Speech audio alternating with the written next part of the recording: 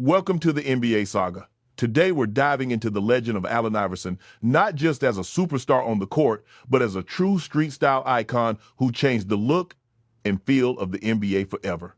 Before we talk about jerseys, braids, and tattoos, we have to remember one truth. Allen Iverson didn't create a style in a marketing meeting. He brought his real life to the league exactly as it was, and that authenticity is the foundation of his influence. Iverson came from the streets of Hampton, Virginia. For him, baggy jeans, oversized t-shirts, chains, do-rags, and fresh sneakers were not costumes. They were everyday clothes. They were a visual language of where he came from, what he listened to, and who he represented. When he entered the NBA in 1996, the league still had a very clean-cut image. Short hair, neatly tucked jerseys, polished suits. The NBA wanted to be corporate friendly, safe, and accessible. Iverson arrived and immediately looked like something else entirely. He wore cornrows instead of a fade. He had visible tattoos all over his body at a time when most stars had none.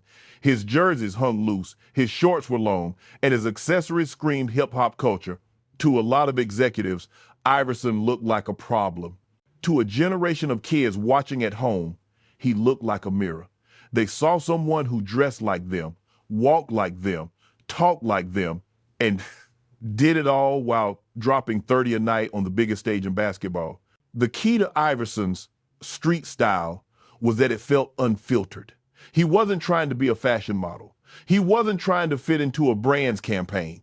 He was just being Allen Iverson. He wore what made him feel comfortable and confident, whether it was tunnel arrivals or post-game interviews.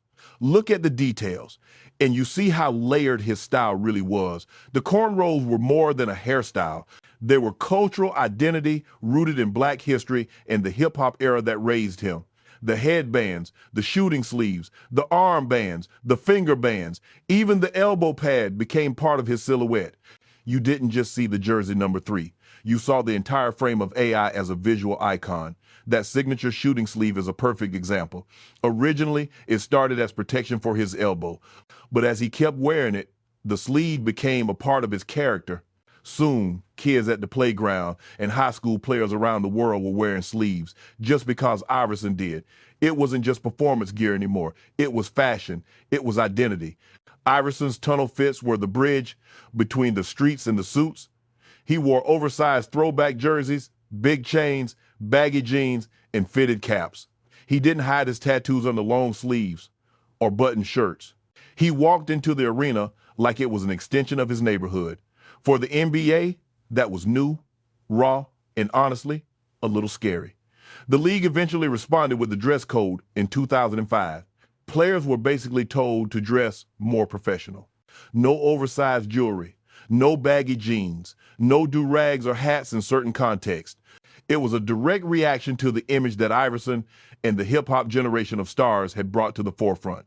On the surface, it looked like the league was trying to erase what Iverson represented. But in reality, they were acknowledging his power. They saw that his style was so influential, so visible, that it was reshaping the perception of the league to the outside world. Street culture had entered the NBA so strongly through Iverson that the only response the league could think of was to legislate it. Here's the irony. Even with the dress code, Iverson's impact didn't disappear. It multiplied. Brands studied him. Players who grew up watching him carried that same edge with them. Streetwear and basketball culture became inseparable.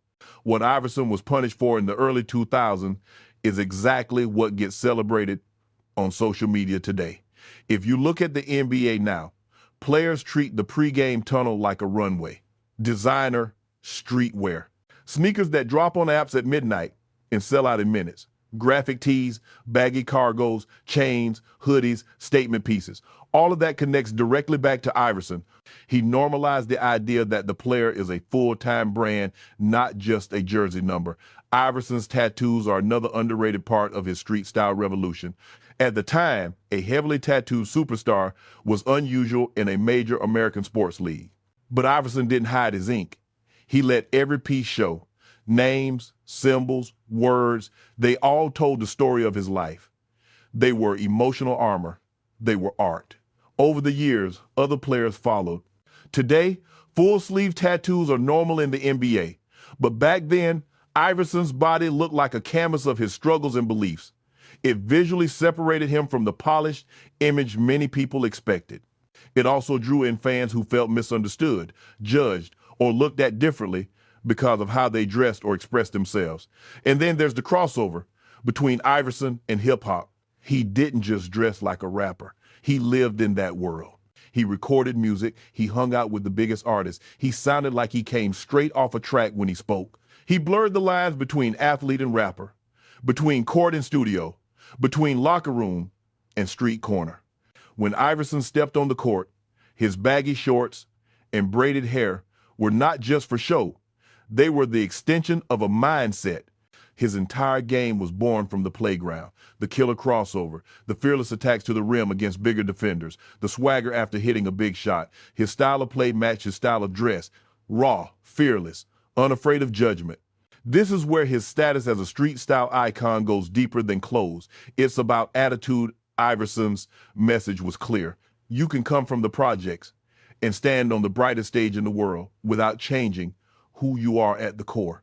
You don't have to code switch your entire identity just to make other people comfortable. You can wear your pain, your past, and your culture on your skin, in your hair, in your wardrobe. Let's slow down and sit in the emotion of that for a moment. Imagine being a kid who feels poor, overlooked, or misunderstood. You turn on the TV and see Allen Iverson. He dresses like the people in your neighborhood. He talks like the people around you, has not polished for TV, has not sanitized or softened to fit into some neat little box, and yet he is crossing up Michael Jordan. He is dropping 40 on the biggest defenders in the league. He is hearing boos from some crowds and cheers from others, but through all of it, he keeps walking, head high, braids tight, chains shining. For that kid, Iverson is not just a basketball player. He is proof that your story, your background, your style is not something to hide. It can be your power. That emotional connection is why Iverson's street style mattered. It wasn't about being cool in a shallow way. It was about representation. It was about visibility. He didn't ask permission to be himself. He showed up as himself and dealt with the backlash as the cost of being real. Of course, there were critics. Some called him a bad role model because of the tattoos, the baggy clothes, the hip-hop slang. Some saw him as a threat to the NBA's family-friendly image. They tried to reduce his story to clothing choices, ignoring the work ethic, the heart, the injuries he played through, the size disadvantage he overcame. But over time, the narrative shifted. As the NBA audience grew younger and more global, the league started to embrace the very culture Iverson had been criticized for bringing with him. Streetwear collabs, hip-hop soundtracks, and highlight reels, sneaker releases marketed like album drops. All of those trends followed the path Iverson helped carve. His partnership with Reebok is a major chapter in that story. Shoes like the question and the answer became more than performance footwear. They were cultural artifacts. Kids wanted them not just because Iverson scored in them, but because they looked like something you wore on the block, at school, at the mall. They blended performance and street style in a way that felt natural. Today, when we talk about fashion icons in the NBA, people might mention players who walk into games in high fashion, fits, custom pieces, and runway brands. But that lane was opened by someone who didn't try to be fashionable in the classic sense. He just refused to abandon his roots. That's Allen Iverson's legacy. A true street style icon is not someone who follows trends. It's someone who forces the world to adjust to theirs. Iverson never bent his style to fit the NBA. He forced the NBA to confront the culture that was already shaping its fan base. He made the league recognize that the kids in oversized jerseys and baggy jeans were not a problem, they were the future.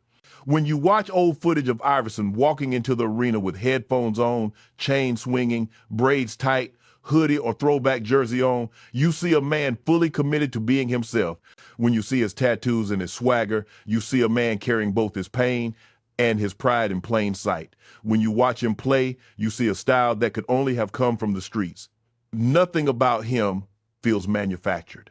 That's why his image still resonates decades later. Even in retirement, Iverson's influence lies in the way players choose to dress, in the comfort they feel showing their tattoos, in the way the NBA now markets its stars through their off-court style, in the sneaker culture that still worships his silhouettes. When fans talk about the culture of basketball, the clothes, the music, the attitude, Iverson's fingerprints are everywhere. In the end, the story of Allen Iverson as a street-style icon is really the story of authenticity under pressure. It's about a man who walked into a billion-dollar business dressed exactly like the kid who used to hoop on cracked concrete courts. It's about someone who refused to separate his success from his struggle, someone who paid a heavy price in criticism but left a legacy that redefined what an NBA star could look like. So when we call Allen Iverson a street-style icon, we're not just praising his outfits. We're honoring the courage it took to be himself when it was easier, safer, and more profitable to play a role. We're acknowledging that his braids, his baggy clothes, his tattoos, his sleeve, his chains, and his swagger were all part of a larger message. The message that the streets don't have to disappear when you make it. They can come with you. They can shine with you. Thank you for watching this episode of the NBA Saga.